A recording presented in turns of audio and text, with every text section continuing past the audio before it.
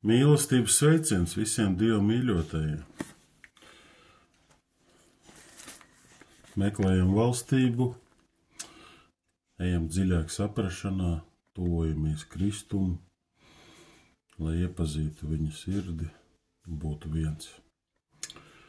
Mateja evaņģēlija 7. nodaļā, no 21. līdz 23. pantam, mēs lasam šādus vārdus. Neik katrs, kas uz mani saka, kungs, kungs, ies debesu valstībā, bet tas, kas dara mana debesu tēva prātu. Daudzi uz mani sacīs tanī dienā. Kungs, kungs, vai mēs tavā vārdā neesam nākošās lietas sludinājuši?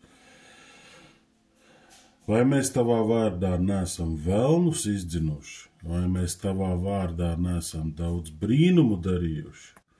Un tad es tiem apliecināšu, es jūs nekad neesmu pazinis, eita nost no manis, jūs ļauna darītāji. Šos vārdus nesaku es, šos vārdus saka Kristus. Pirmais kādai auditorijai, ko viņš nosauc par neik katru. Un tas neik katrs ir viltus pravieši, plēsīgi vilki, kas izliekās par kristiešiem. Savā ziņā viņi ir kristieši, ārišķīgi, viņi dara brīnumus, viņi sludina nākamās lietas, pravieto, viņi izdzen velnus, viņi dara daudz brīnumus, bet ir interesanti, kur ir tā atšķirība. Un Jēzus saka, ka viņi neieies debesu valstībā. Varbūt viņiem nemaz neinteresē ieiešana debesu valstībā. Bet es šeit redzu tādu vienu interesantu lietu, kad šie vilki, viltus pravieši pārtiek no cilvēkiem.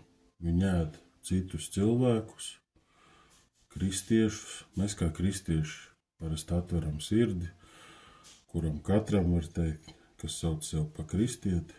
Un ir viena kategorija šie viltus pravieši, vilki, kas pārtiek no citiem. Kāpēc viņi pārtiek no citiem? Tādēļ, ka viņiem neinteresē debesu valstība, viņi nesaņem no debesīm, un ja mēs nesaņem no debesīm, tad mūs esam izsalkuši pēc kaut kā cita. Un visvieglāk ir apēst savu tuvāko.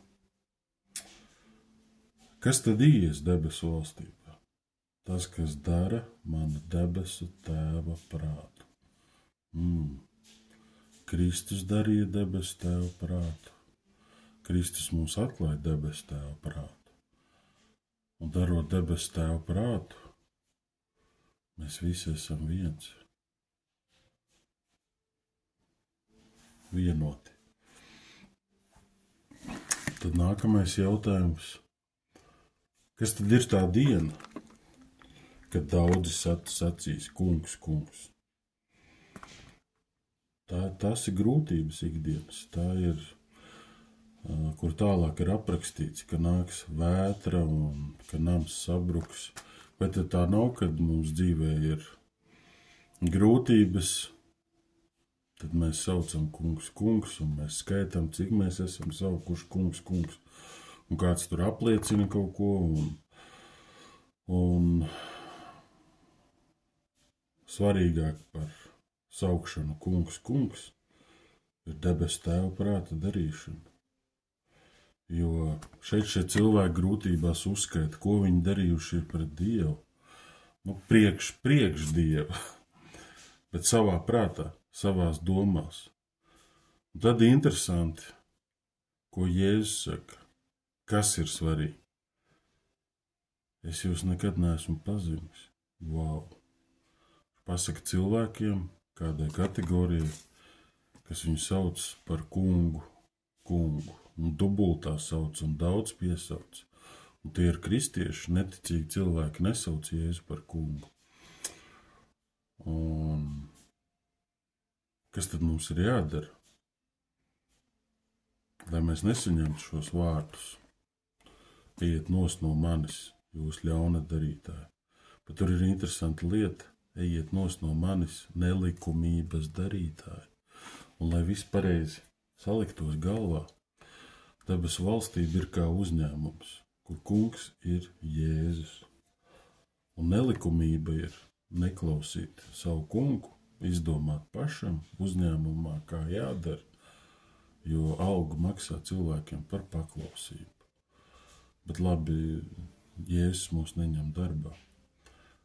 Svarīgs moments ir pazīšana, pazīt, iepazīt viņa sirdi, tuvoties viņam tik tuvu, ka ieiet pilnīgajā mīlestībā. Pilnīga mīlestība nav no mums, pilnīga mīlestība nāk no Tēva caur Kristu. Un pilnīgā mīlestībā viss ir vesels, viss ir vienots. Tāpēc debesu valstība spēkā ir, tā ka viņa ir vienota svētajā garā. Un tad mēs zinām, svētais gars mūs vada un rāda lietas un pasargā. Pazīt Kristu, būt ļoti tuvam viņam, būt viens ar viņu. Pazīt tas ir kā ļoti ciešā, intīmā veidā, ne tādā, kā kāds varbūt domā, bet līdzīgi kā cilvēks vislabāk zina sevi, bet tikpat labi zināt Kristu no pieredzes, kā tas ir iziet grūtībās ar viņu, no pieredzes priekos, no pieredzes visās lietās. Tad, mīļie, iesim viņa mīlestībā, lai viņš mūs pazīst, lai mēs viņu pazīstam un darīsim to, ko viņš grib. Esiet visi svētīti, lai jums jauka diena.